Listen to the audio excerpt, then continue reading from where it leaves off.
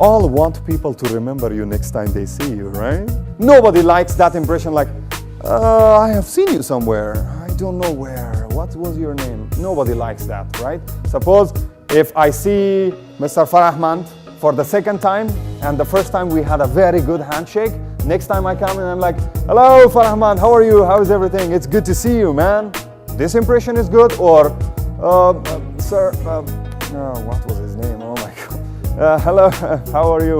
I forgot your name. Which one is good? Oh, the good one is when people remember your names, remember you, remember your face. And you can put that only by shaking hands firmly and in a better way.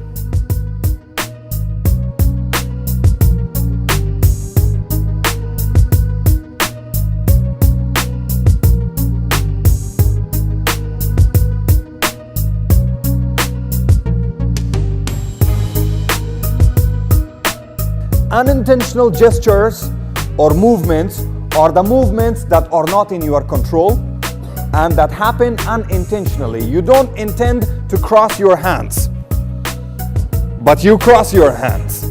This is called unintentional gesture. You don't intend to cross your legs, but you cross your legs. This is an unintentional gesture.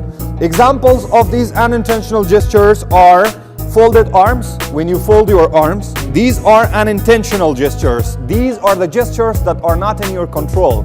You fold your arms.